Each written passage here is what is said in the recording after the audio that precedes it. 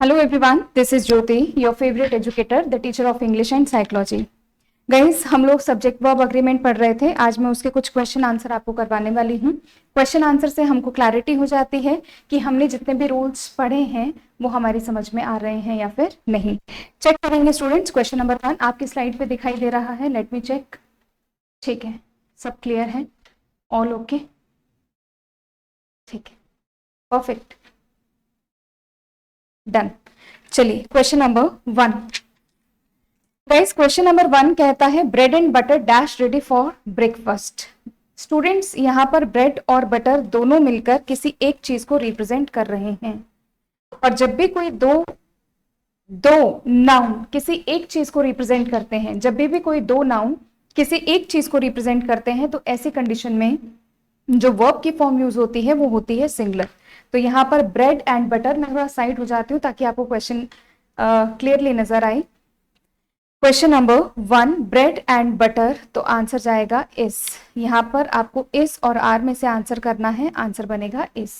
Question number 2 you and I dash in trouble these days. बच्चों, ये these days है। You and I, and से जुड़ी हुई दो प्रोनाउन है, एक यू है और एक आई है। जब एंड से जुड़ी हुई दो प्रोनाउन है, दो अलग अलग व्यक्तियों की बात हो रही है, तो एम नहीं आएगा, आर आएगा। Question number 3 you and he dash done a lot of work. यहां पर फिर से देखेंगे स्टूडेंट्स, यहां पर यू एक अलग व्यक्ति आ गया, ही एक अलग व्यक्ति है। जब स्टूडेंट्स इसमें कंफ्यूजन कब होता है, जब मैंने आपको एक पेयर वाला रूल बताया था, आइदर और, नाइदर नॉर, सिर्फ और, या फिर नॉट ओनली बट ऑल्सो। तो जब भी हम पेयर में बात करते हैं तो सेकेंड सब्जेक्ट को अग्री करते हैं, ठीक है।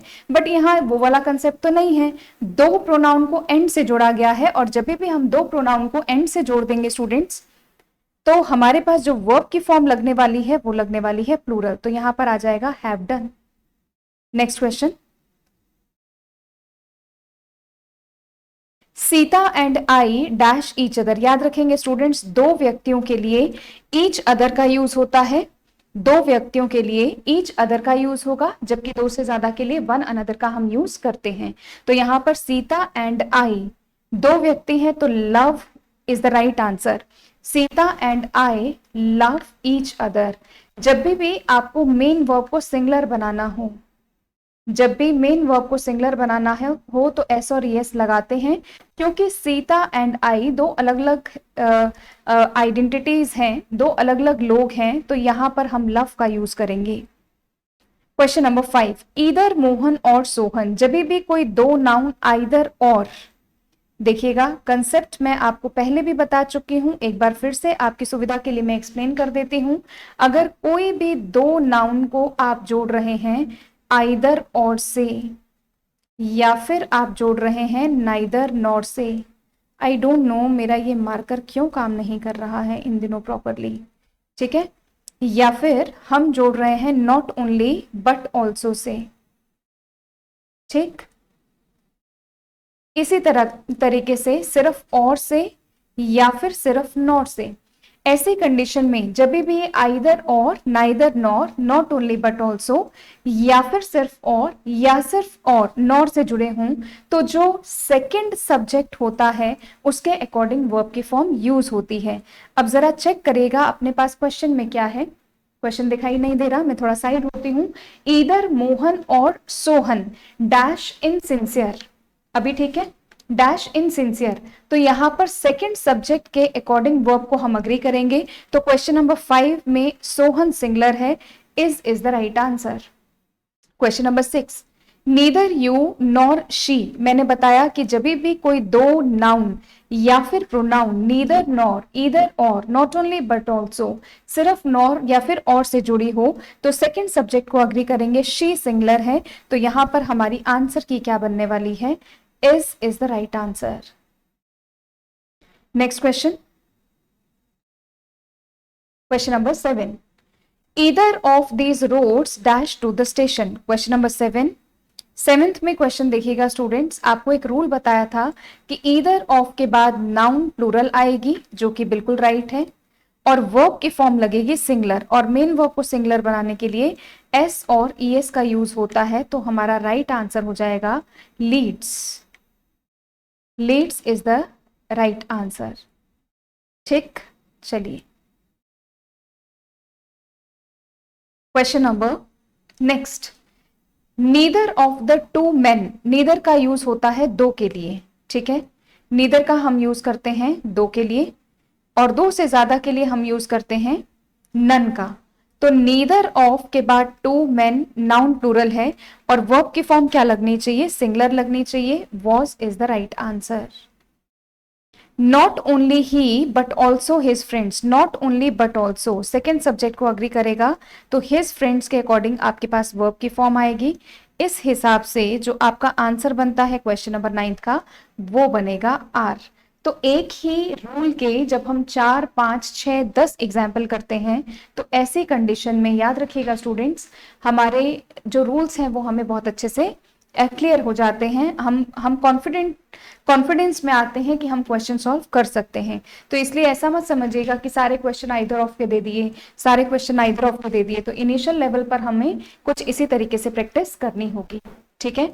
चलिए बढ़ते हैं नेक्स्ट क्वेश्चन की, question number 10। Question number 10,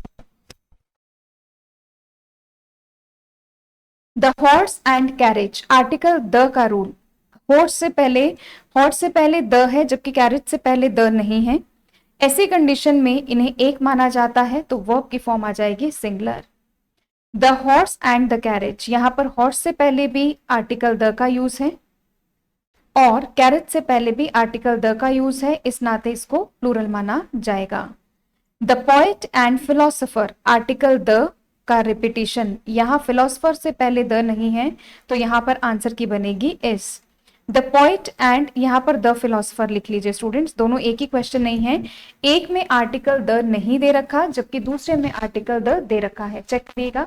the poet and philosopher, और जबकि दूसरे में the poet and the philosopher. तो जब भी द पोइट एंड फिलोसोफर है, यहां पर जो रूल काम करता है वो काम करता है आर्टिकल द का रिपीटिशन।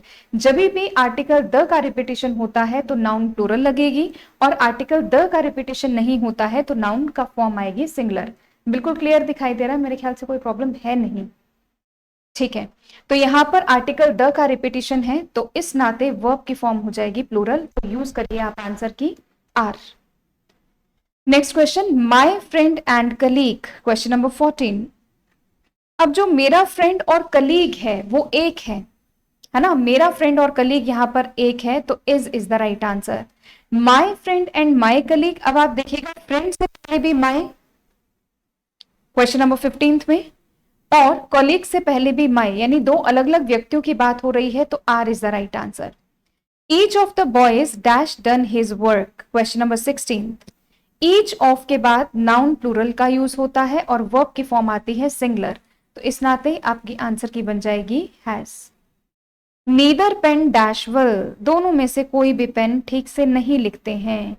नीदर पेन, आंसर क्या आ जाएगा, rights, noun plural, sorry neither pen dash well, दोनों में से कोई भी पेन ठीक से नहीं लिखता है, तो rights is the right answer. Everybody singular होता है, जब सिंगुलर है तो वर्ब की फॉर्म भी सिंगुलर जाएगी, और मेन वर्ब को सिंगुलर बनाने के लिए एस और ईएस का यूज करते हैं। जिन स्टूडेंट्स ने भी इसके प्रीवियस चैप्टर्स नहीं देखे हैं, थोड़ा देखने पड़ेंगे, वहां पर बहुत क्लियरली मेंशन मैंने किया है आइदर और, नाइदर और नॉर को कैसे यूज करना है।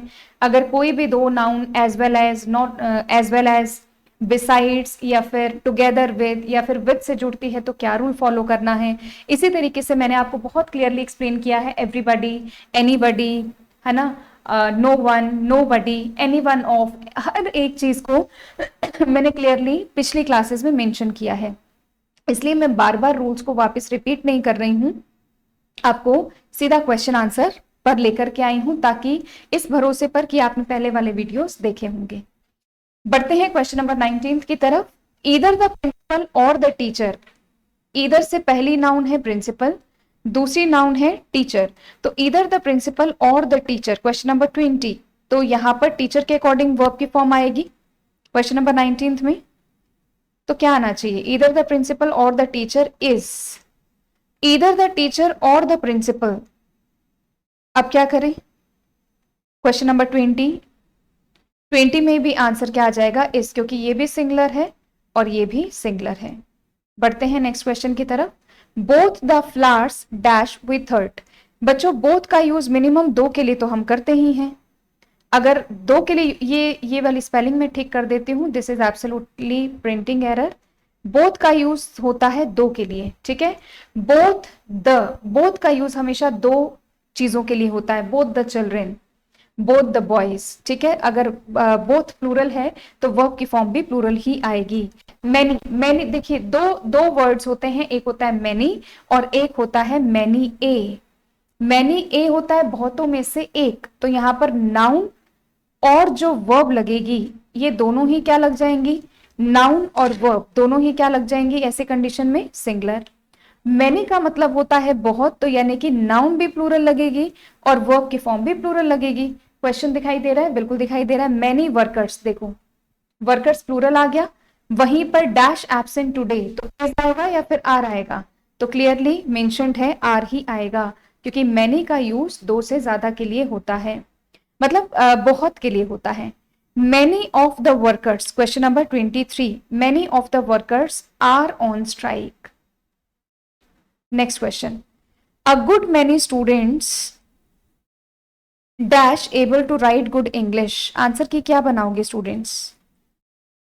A good many students are, many a के बाद man भी सिंगुलर आता है और verb की फॉर्म भी सिंगुलर आएगी, ठीक है। पिछली क्लासेस में देखिए एक्सप्लेनेशन बहुत अच्छे से आपको दे रखा है। तो ये थे आज के आपके 25 क्वेश्चन, इनको गो थ्रू करिए। बहुत बहुत शुक्रिया, बहुत बहुत थैंक यू आप सबको। मिलते हैं नेक्स्ट सेशन में कुछ इसी तरीके की एक्सरसाइज एंड रूल्स के साथ। टिल देन मुस्कुराते रहिए, खुश रहिए। अगर आपको अच्छा लग रहा हो कुछ भी, थोड़ा बहुत भी, तो लाइक करिए, शेयर करिए और सब्सक्राइब करिए। Thank you so much.